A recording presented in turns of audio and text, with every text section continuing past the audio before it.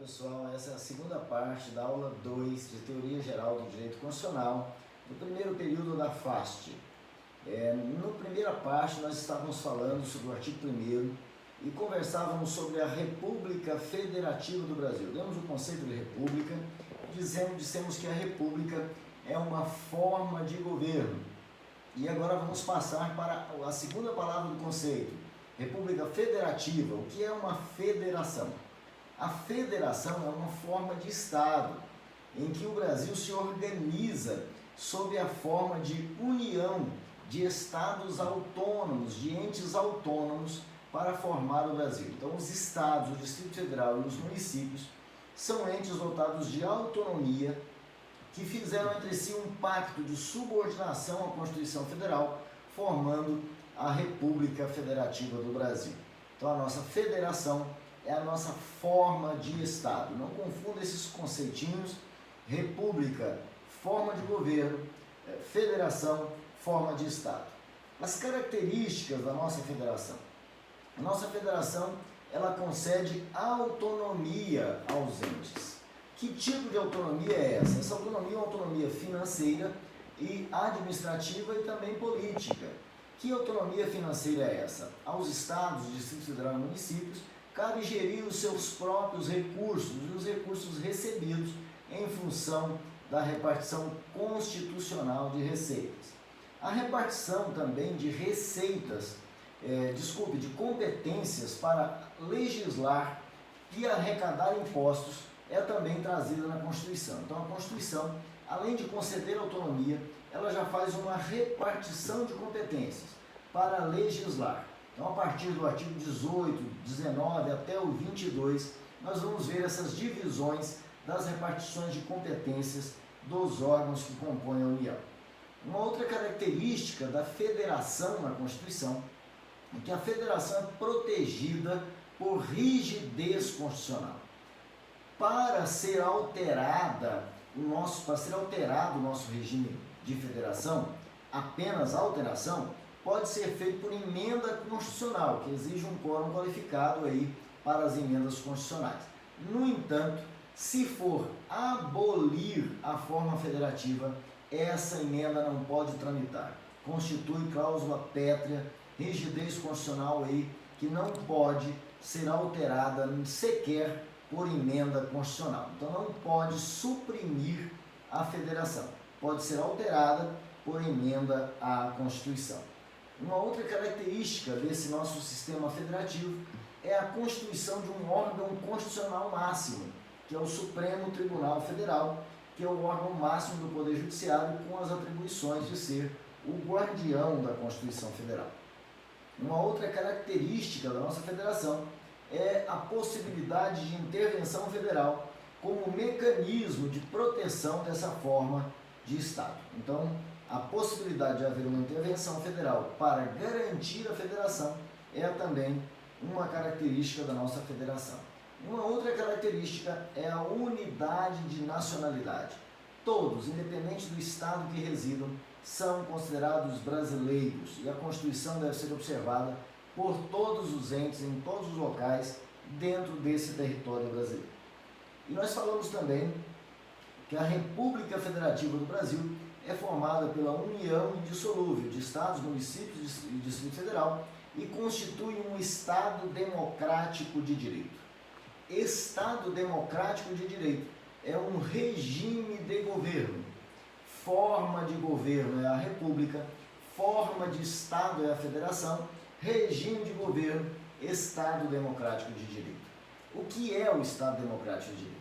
É um Estado cujo modelo organizacional tende a ficar entre o Estado liberal das Constituições francesas de 1789 e depois do Estado do bem-estar social no século XX, o modelo americano de Estado do bem-estar social. O Estado democrático de direito tende a ficar entre esses dois modelos de Estado, entre dois regimes de governo, relacionados à liberdade econômica, à intervenção estatal. Então, observe, o Estado liberal se mostrou muito ausente na realização dos direitos sociais. O Estado do bem-estar social vem como um polo oposto, um Estado fortemente interventor na realização do bem-estar social.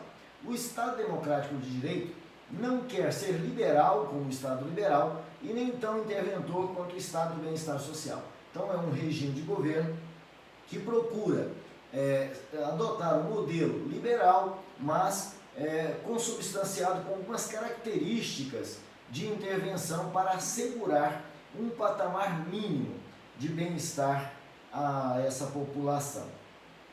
Então, no Estado Democrático de Direito, há liberdade econômica. O Estado evita a intervenção nas relações sociais, mas promove um patamar mínimo de direitos essenciais à manutenção da dignidade da pessoa humana. Vamos agora ao artigo 2º da Constituição Federal. No artigo 2º da Constituição Federal, nós temos o sistema da repartição de poderes. Então, diz o artigo 2º, são poderes da União, independentes e harmônicos entre si, o Legislativo, o Executivo e o Judiciário. Dessa forma, o Brasil adotou o sistema da repartição de poderes, sintetizada por Montesquieu no Espírito das Leis, não é? Cujas características dessa repartição são independência e harmonia. Então, diz, são independentes e harmônicos entre si. Isso quer dizer que esses poderes são independentes, que esses órgãos que compõem os poderes são independentes para exercerem as suas funções essenciais, não podendo um intervir na parcela de poder do outro. Há, portanto, autonomia nessas competências. Contudo, essa autonomia não é absoluta, essa independência não é absoluta. Nós temos um sistema chamado sistema de freios e contrapesos, que são mecanismos de controle de um poder sobre o outro. Não é?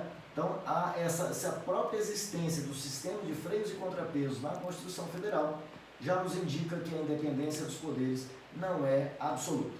Alguns exemplos desse sistema de freios e contrapesos. Os ministros do Supremo Tribunal Federal são indicados pelo presidente da República e são submetidos a uma sabatina junto ao Congresso Nacional. Então vejam que os ministros do Supremo não são escolhidos pelo próprio Supremo, são escolhidos pelo presidente da República e sabatinados pelo Congresso Nacional. É um sistema de controle de um poder sobre o outro, um pequeno controle de um poder sobre o outro, que é um sistema de freio e contrapeso.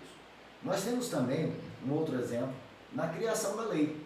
O Congresso Nacional edita a lei, não é? Mas não pode publicá-la sem antes submetê-la, regra geral, à análise do presidente da República. Então, o presidente da República faz um controle sobre as leis, não é um controle político, um controle jurídico sobre as leis, com o poder de vetar essas leis. Mesmo o presidente da República sancionando uma lei, essa lei sendo publicada, o Supremo Tribunal Federal pode retirar essa lei do ordenamento pelo sistema concentrado de constitucionalidade. Então, nós temos aí um sistema de freios e contrapesos. O legislador legisla, o presidente da República, como chefe do Executivo, veta ou sanciona, e o Supremo Tribunal Federal exerce sobre essa norma o controle de constitucionalidade. Os elementos que foram utilizados para a divisão dos nossos poderes são a especialização funcional. Cada poder é organizado segundo uma especialidade. O poder legislativo foi criado para legislar, para criar leis. O poder executivo para gerir, administrar os bens e receitas públicas. O poder judiciário para julgar as demandas existentes nesse Estado. Portanto, a especialização de cada poder é uma especialização funcional. Cada poder exerce, em verdade, uma função dentro do Estado. Por isso, alguns doutrinadores chegam a chamar de funções do Estado ao invés de poderes estatais. E o segundo elemento que foi utilizado para essa divisão de poderes foi o que nós tratamos de independência orgânica. Não há subordinação entre os órgãos de um poder ao outro ou entre um poder e o outro poder. Também nos artigos 1º ao 4º da Constituição Federal, nós encontramos os fundamentos, os princípios e os objetivos da República Federativa do Brasil. No artigo 1º, nós temos os fundamentos da República Federativa do Brasil. Esses fundamentos da República Federativa do Brasil costumam ser cobrados em algumas provas, não é? Então, lá no artigo 1º, como nós falamos, a República Federativa do Brasil é formada pela união indissolúvel de Estados, municípios e Distrito Federal, não é? Constitui-se em Estado democrático de direito, que nós já mencionamos, e tem como fundamentos. Então, ele traz os fundamentos da República Federativa do Brasil, que são a soberania, a cidadania, a dignidade da pessoa humana, os valores sociais do trabalho da livre iniciativa e o pluralismo político. Vale a pena decorar essa listinha, porque muitas provas costumam cobrar esses fundamentos da República Federativa do Brasil. No parágrafo único do artigo 1º, nós temos o princípio democrático, dizendo que todo o poder emana do povo, que o exerce por meio de representantes eleitos, diretamente na forma eleitos ou diretamente na forma da Constituição Federal. Então, o artigo 1º trata dos fundamentos da República Federativa do Brasil. Nós temos, no artigo 3º, os objetivos fundamentais da República Federativa do Brasil.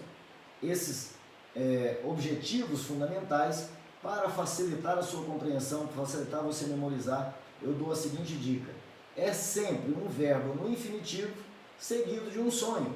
Então, eu costumo dizer que o artigo 3º, objetivos da República Federativa do Brasil, são verbos que sonham. Exemplos, está aí o artigo 3º. Construir uma sociedade livre, justa e solidária, garantir o desenvolvimento nacional, erradicar a pobreza e a marginalização, reduzir as desigualdades sociais e regionais, promover o bem de todos, sem preconceitos de raça, sexo, origem, cor, idade ou qualquer outras formas de discriminação. Portanto, são verbos que sonham. Voltamos já na parte final com o artigo 4º.